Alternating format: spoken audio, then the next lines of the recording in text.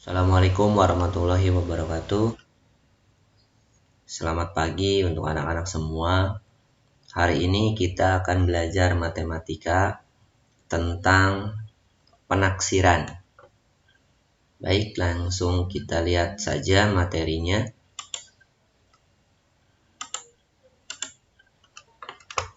Ya, ini dia tentang penaksiran. Penaksiran hasil operasi hitung bilangan. Penaksiran operasi hitung. Adakah koperasi di sekolahanmu? Di koperasi sekolahanmu biasanya dijual alat-alat tulis sekolah seperti buku tulis, ballpoint, penghapus, pensil, dan alat tulis kantor lainnya. Bahkan makanan. Ya. Di koperasi sekolah Patur, harga satu buku tulis Rp 2.250. Harga satu pensil Rp800, harga satu penghapus Rp650, dan harga satu ballpoint Rp 1.500. Patur ingin membeli satu buku dan satu ballpoint. Berapa kira-kira Patur harus membayar? Jika dilihat dari definisinya, penaksiran merupakan sebuah perhitungan yang dilakukan untuk membuat perhitungan nilai terdekat agar bisa menemukan hasil sebuah operasi hitung. Umumnya dalam menaksirkan nilai hasil operasi hitung, kita perlu menggunakan berbagai macam penilaian. Berapa macam penilaian yang dimaksud di sini, yaitu diantaranya ini ada 3. Ya. Jadi sebelum membahas selanjutnya, di sini akan dijelaskan dulu ada berapa hitungannya, penaksirannya. Nah, yang pertama, taksiran terendah. Taksiran terendah ini digunakan untuk menaksirkan semua nilai dalam sebuah operasi hitung ke dalam pembulatan yang terdapat di bawahnya. Jenis taksiran ini cenderung tidak mengikuti nilai di belakang angka yang dituju. Sebagai contoh, 33 ditambah 88, taksiran terendahnya adalah 30 ditambah 80 sama dengan 110.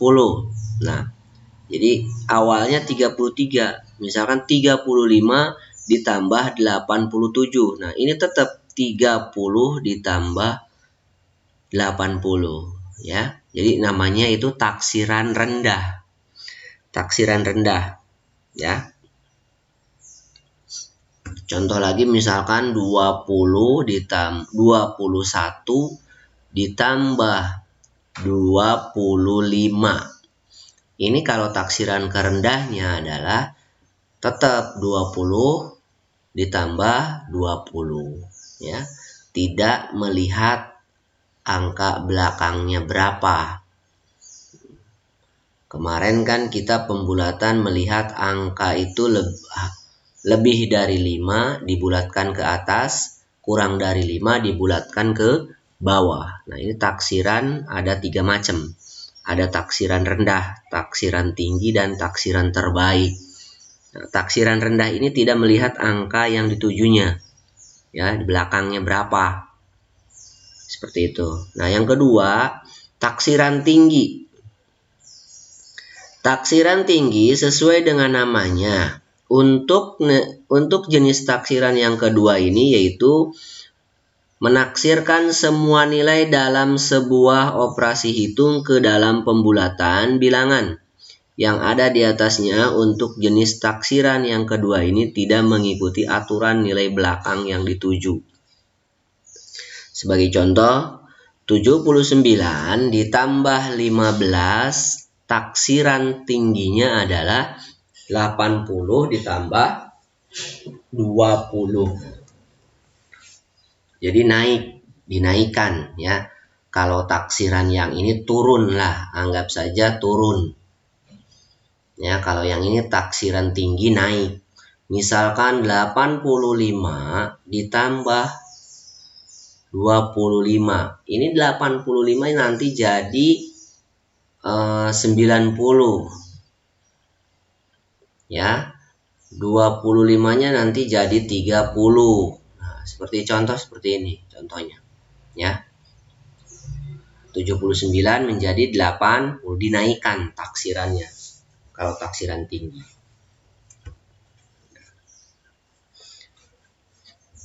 84 dikali 39 taksirannya yaitu 90 dikali 40 ya. Nah, contoh yang ketiga yaitu taksiran terbaik.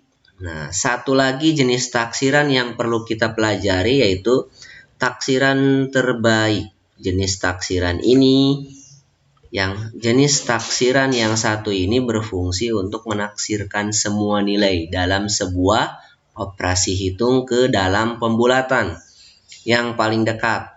Nah, untuk taksiran yang ini mengikuti nilai belakang dari angka yang dituju. Ya, jadi taksiran terbaik ini mengikuti angka belakang seperti kemarin kita pembulatan. Nah, sebagai contoh 82 ditambah 48 taksiran terbaiknya adalah 80. Kenapa ini 80? Karena 2-nya itu kurang dari 5, maka dibulatkannya ke bawah. Ya. Ditambah 48, kenapa di sini jadi 50? Karena 8-nya ini lebih dari 5, maka dinaikkan. Ya. Dinaikkan pembulatannya. Inilah yang disebut dengan taksiran terbaik. 682 dikurangi 274, taksiran terbaiknya berapa? 700 dikurangi 300. Kenapa? Karena 8 lebih dari 5 dan 7-nya juga lebih dari 5, maka hasilnya taksiran terbaiknya itu naik semua. 39 dikali 48, taksiran terbaiknya berapa? 39 menjadi 40, 48 menjadi 50. Jadi di dalam taksiran terbaik ini harus diperhatikan angka atau nilai di belakangnya. Seperti kita kemarin melakukan pembulatan. Pembulatan itu kita kalau angka belakangnya lebih dari 5, maka dia dinaikkan pembulatannya. Kalau angkanya kurang dari 5, maka dia akan turun atau mungkin bisa jadi tetap, ya. Nah, ini yang taksiran terbaik seperti itu. Taksiran itu apa sih? Taksiran itu untuk mengira-ngira. Ya, misalkan kamu belanja seperti yang ini tadi, mana yang di awal nih. Misalkan kamu bercerita sama temannya, aku beli buku di koperasi harganya 2.250. Tapi kamu bisa aja cerita ke teman-teman kamu itu, aku beli buku di koperasi harganya 3.000. Nah, padahal tidak sampai 3.000. Hanya 2.250. Itu yang disebut dengan penaksiran, ya. Mengira-ngira. Nah, saya beli pensil di koperasi 2.500. Aslinya misalkan tapi kamu bercerita ke teman itu pasti selalu beli bukan harga dari aslinya. Aku beli pensil 3.000. Beli baju harganya berapa? 20.000, padahal cuma 18.500. Itu adalah namanya penaksiran.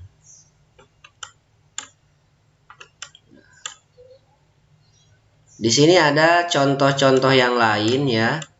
Contoh-contoh dari penaksiran. Nah, contoh soal penaksiran beserta penjelasannya. Ajis membeli kue di toko Bu Indah. Ia membeli 3 buah pastel dan 4 buah bolu. Jika harga kue pastel per bijinya 2.500 dan harga kue bolu per bijinya 4.100, maka taksirkanlah uang yang harus dibayar oleh Ajis. Taksiran ini fungsinya untuk kita berbelanja ya. Mengira-ngira, misalkan membeli baju, oh iya harganya 3.000, padahal harganya cuma 18.000, jadi masih punya sisa 2.000 ya. Nah, contohnya seperti ini yang di sini. Kue pastel 3 kali 2.600, taksirannya yaitu 3 kali 3.000, ya kan? Nah, harga ininya 2.600. Karena kita belum tahu, dengan menaksir harga ini maka dibulatkan saja menjadi 3.000. Kue bolu 3 kali 4.100. Nah, karena kita nggak tahu ya, maka taksirannya 3 kali 4.000 ya. Taksiran yang harus dibayar 9.000 ditambah 12.000 adalah 21.000. Jika uang yang harus dibayarkan Ajis kepada Bu Indah yaitu sebesar 21.000 ya. Jadi taksiran ini untuk memberikan pada saat kita belanja ya, menaksir harga.